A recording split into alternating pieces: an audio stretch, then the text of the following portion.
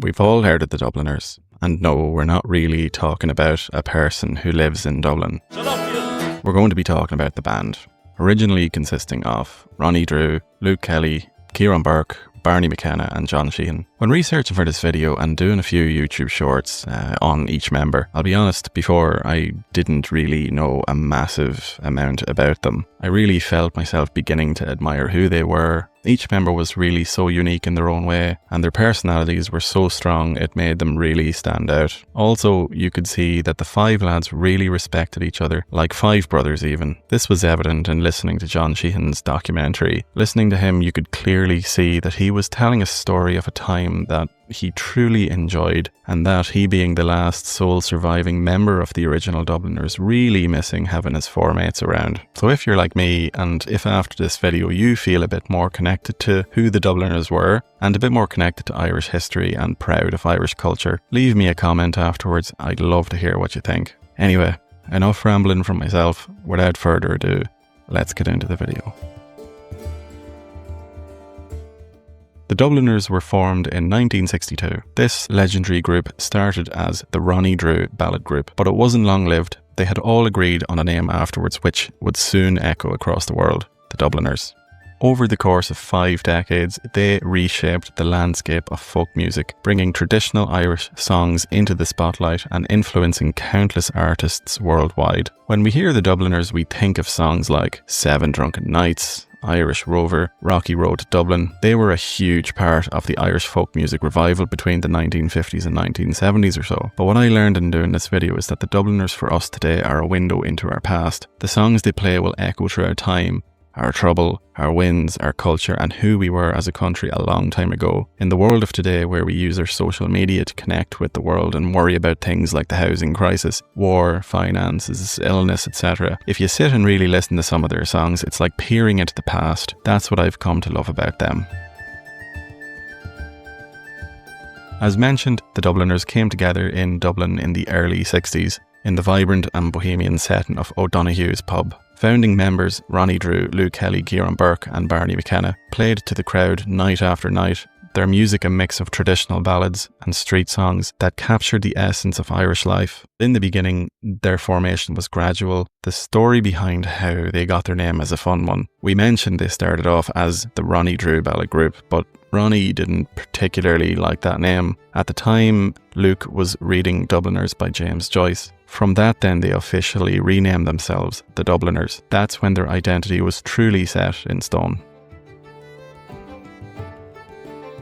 So if John Sheahan wasn't one of the original four, how did he become part of the band? Luke Kelly had moved to England for a time, and it was around then that John Sheahan and Bobby Lynch had joined. John Sheahan was classically trained in fiddle himself, and when Luke eventually came back from England a year or so later, one condition according to John was that he didn't need to leave. Luke wanted him to stay. As Bobby left, John became a member of the Dubliners, bringing his beautiful fiddling skills to the group. It was mentioned that when Luke came back, he had actually brought back a load of tunes he was influenced by in England. Dirty Old Town, for example, written by Ewan MacColl. The Dubliners even recorded their own version. In 1965, they were signed to Major Minor Records thanks to the backing of Dominic Behan. This was a big name in Ireland at the time. Dominic Behan's father, Stephen, fought for the Irish Republican Army in the Irish War of Independence between 1919 and 1921. Dominic's uncle, Pater Carney, had written a soldier's song. This is the song that the Irish national anthem was set to as well. McAlpine's Fusiliers, also originally written by Martin Henry but adapted by Behan. He had also written the song Come Out Ye Blackened Hands. This is a song which criticises pro-British Irishmen and the actions of the British Army in its colonial wars.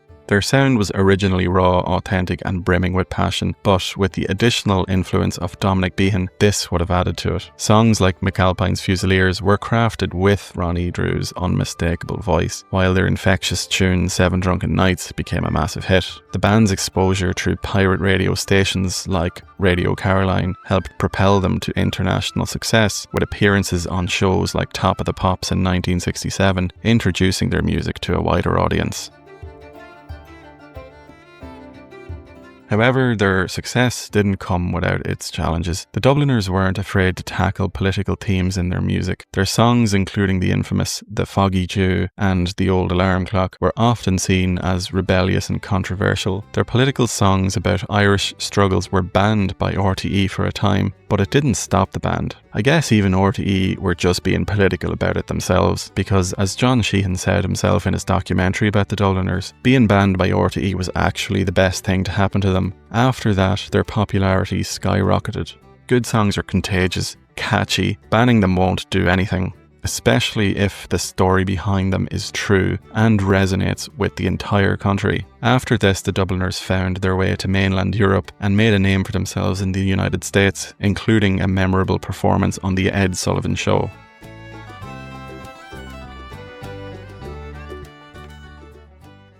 Come all you pincher laddies, and you long distance men, don't ever work for McAlpine, for Wimpy or John Lang. Ronnie Drew wasn't just a singer, he was a sound, a force.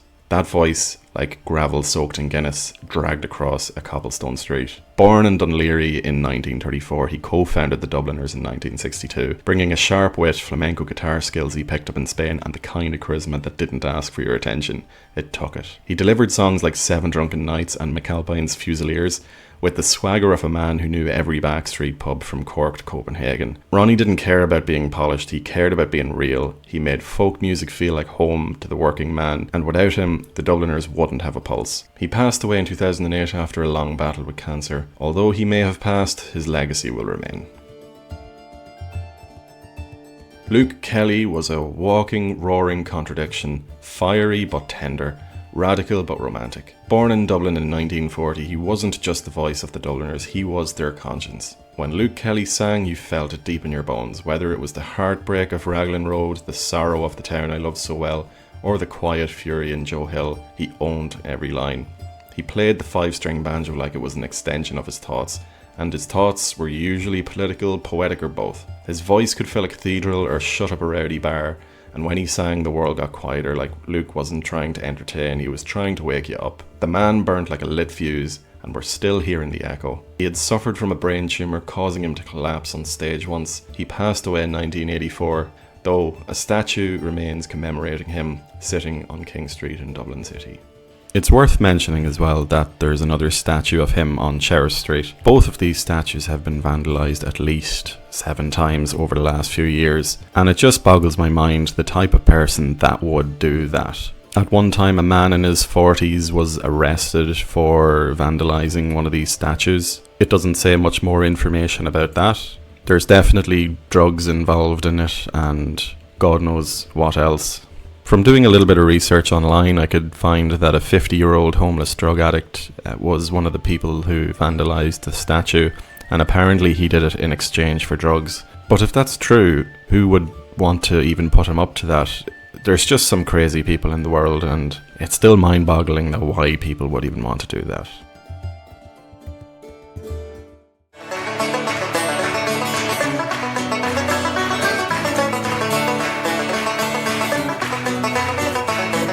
Barney McKenna, Banjo Barney, wasn't just the best tenor banjo player in Ireland. He was the best in the world. His fingers flew across that fretboard like it owed him money. Born in Donnycarney in Dublin in 1939, Barney gave the Dubliners their trademark bounce, laying down rhythms that could turn any folk tune into a riot. But beyond the playing, he was a pure heart, a joker, a storyteller, a walking one-liner machine. On stage, he'd crack you up, then floor you with a melody so beautiful it hurt.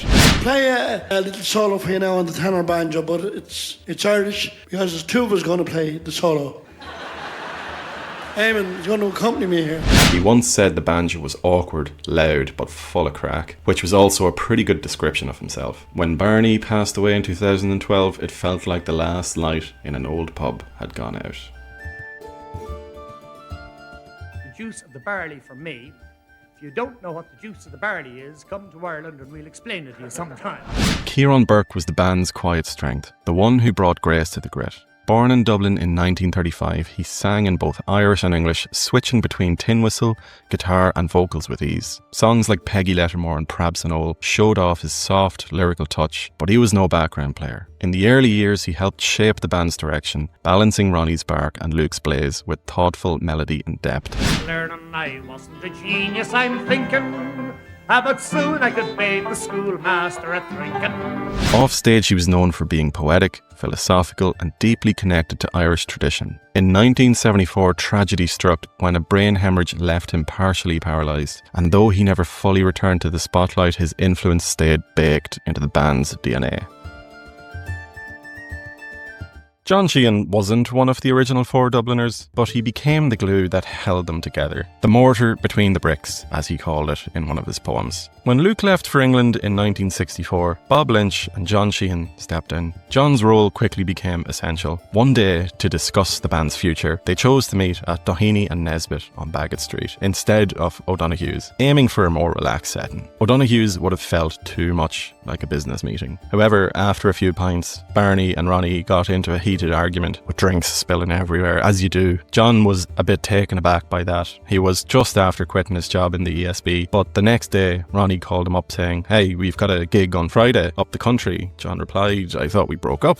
Ronnie laughed it off, saying, "Hey, don't worry about that. That happens every couple of weeks." John felt that his inclusion in the band felt like a natural process. And even when Luke returned a year later or so, he made it clear that the Dubliners were to be 5 and that John was to stay in the band. His classical fiddle added depth, shaped their sound and brought a new layer of musicality. But it all started with a tin whistle in school. McCaffrey, a Christian brother, brought one in one day, and John was hooked from that moment on. That moment sparked it all. Over decades, through wild gigs, bust-ups and brotherhood, John stayed the steady hand in a storm of madmen. "I linger in the shadows with my fiddle and softly leave my signature in air." Ciarán fell ill in 1974. He suffered a brain hemorrhage, causing him to become paralysed in his left arm and left leg. He had to walk with the support of a crutch. It was very difficult for him and very difficult for the other band members to see, but he still loved living and wanted to be an active part of the band. However, over the years, there were relapses and eventually he just couldn't travel anymore. John had mentioned that this was a wake-up call for them all, even as well that being on tour was very difficult. Everything really took its toll on the 5 lads. One thing that stuck with me after watching the John Sheahan's documentary was his 5-year-old son had written him a song. The song was set to a nice Irish ballad tune with the lyrics, "I am lonesome for my daddy," repeated over and over again. In the years leading up to his death in 1984, Luke Kelly's health had been in serious decline. By the late 1970s, he began suffering from frequent headaches and lapses in memory, which affected his performances. In 1980, he collapsed on stage during a concert in Cork and was later diagnosed with a brain tumour. Despite undergoing surgery, Luke continued to struggle with his health, often needing to take breaks during concerts and sometimes forgetting lyrics he had known for years. He bravely carried on performing with the Dubliners whenever he could, but it became increasingly clear to audiences and bandmates alike that he was gravely ill. His final public appearance with the group was in 1983, and after a long battle with his illness, Luke Kelly passed away on the 30th of January 1984 at the age of 43. His death was a massive blow to Irish music and to the many fans who saw him as the voice of a generation. Sadly, Ciaran Bourke also met an early death. Not long after, he died on the 10th of May 1988 at the age of 53, marking another heartbreaking loss for the group and for Irish folk music as a whole. Throughout the 1990s, the Dubliners continued to tour and record, carrying the torch of Irish folk music despite the heavy losses of Luke Kelly and Ciaran Bourke. After Luke's death in 1984 and Ciarán's in 1988, the band welcomed several new faces over the years to keep the music alive. Sean Cannon, who had already joined in the early 1980s to help cover for Luke during his illness, became a permanent and important member, bringing his own voice to the classic Dubliners sound. In 1987, Eamon Campbell officially joined the band, contributing not only guitars and vocals but also producing many of their albums moving forward. One of the biggest milestones came in 1990 when they celebrated their 25th anniversary with the release of 25 Years Celebration, which featured collaborations with major acts like the Pogues. Sadly, the 1990s also brought health struggles for the older members. Barney McKenna suffered a stroke in 1993, but remarkably made a strong recovery and returned to performing. Ronnie Drew, the group's iconic gravel-voiced frontman, left the band for a time in 1995 to pursue a solo career, although he would occasionally reunite with the group for special performances. John Sheahan, meanwhile, kept the group anchored, ensuring the band's musical quality remained high through the decade. In 2008, the Dubliners suffered another major loss when Ronnie Drew, the unmistakable voice of the band, passed away after a long battle with cancer at the age of 73. His death marked the end of an era, as Ronnie had been one of the key founding figures who gave the Dubliners their raw, powerful sound. Just a few years later, in 2012, the band reached an incredible milestone, celebrating 50 years together, an achievement few groups ever reach. However, the celebrations were bittersweet as they were overshadowed by the sudden passing of Barney McKenna in April 2012, the last of the original founding members still performing with the group. With Barney's death, the original spirit of the Dubliners seemed to pass into legend, but by then their legacy was already firmly secured as one of the greatest forces in Irish music. Their influence stretched far beyond Ireland's shores, shaping the sounds of bands like the Pogues, Dropkick Murphys and Flogging Molly, who all owe a debt to the trail the Dubliners blazed. Even as time marched on, their music continued to inspire fans around the world. From their wild collaborations with the Pogues in the 1980s to the honour of receiving the Lifetime Achievement Award at the BBC Radio 2 Folk Awards in 2012, the Dubliners' contributions to folk music, both traditional and modern, are still felt far and wide today. After the band's 50th anniversary celebrations in 2012, John Sheahan, the last surviving long-time member, announced that the Dubliners would be retiring the name out of respect for the original group. With the passing of Barney McKenna that same year, John felt it was the right time to bring the story of the Dubliners to a close. While some members continued to perform together under the name the Dublin Legends, Sheahan stepped back from touring, marking the end of an extraordinary chapter in Irish music history. When I started making the YouTube Shorts videos about the original 5 members of the Dubliners, I mentioned that I didn't really know a ton about them. I wasn't an expert, I'm still not an expert, but what I am now is more educated about who they were, what they did, what they meant for Ireland and the legacy they left behind. I know that Irish ballads aren't for everyone. Today, the majority of people would prefer to listen to other genres of music. This is thanks to a ton of factors, but mainly because of accessibility. We naturally like music that we hear often. This is why we would have a somewhat similar taste in music to family and friends. When I was studying music in college, I can't remember what class we were in, but maybe it was on the classical music side of things. Somebody had commented that they didn't like classical music, or something along the lines of that. And the lecturer said, "A good musician appreciates all music, even rap." And you know what? That stuck with me because it's such a simple sentence and it makes so much sense. Though we don't like a lot of music out there, I myself am not a huge fan of the new rap music you hear today. But somebody had written that song and had written it for a reason. There's a story behind it and you should try appreciate that. I would like to mention that, moving on from rap music, I am not a fan of this copy and paste formulated popular music that are essentially written by groups of people rather than an individual, because it takes the whole character out of the song and it just turns the song into a marketing project. We don't need that. Companies need that. They need the cash. What I'm trying to get at is, if you're watching this and you're not a fan of the Dubliners or Irish ballads, try look at it a different way. Listen to the story. Imagine what it was like back then. Imagine what Ronnie or Luke was trying to tell you. It is a window into the past, our past, a simpler time. Dublin was different, Ireland was different, the world was different. There's so much history behind these songs, and that's what you're trying to appreciate. You're not going to get the standard E minor, C, G, D chord progression. You're going to get a hell of a lot more, and it's up to you to open your mind to that. I liked the Dubliners before doing this video, but I didn't listen to their songs often enough to call myself a fan. Now I have tons of appreciation for them, and I hope that you do too. So that's it for the video. Look, thanks a million for watching this. It would mean an awful lot to me if you could like the video and subscribe for all things about Irish music. For the next few videos, I'm thinking of something along the lines of the most important Irish songs, or re-uploading my first video advice on joining an Irish session. with more advice and probably better audio. If you've seen that video, you'll see it. It was my first video. I didn't get the hang of the volume yet, and it's quite funny for me to see, but also I know very inconvenient for anyone trying to watch it. I'd also like to do videos on bands like U2 or Thin Lizzy even. Could be a change of scenery too. If you've any requests or recommendations, give me a shout in the comments below. So that's it for now. Thanks very much for watching. I hope you all have a great day. Thanks a million. All the best. Cheers.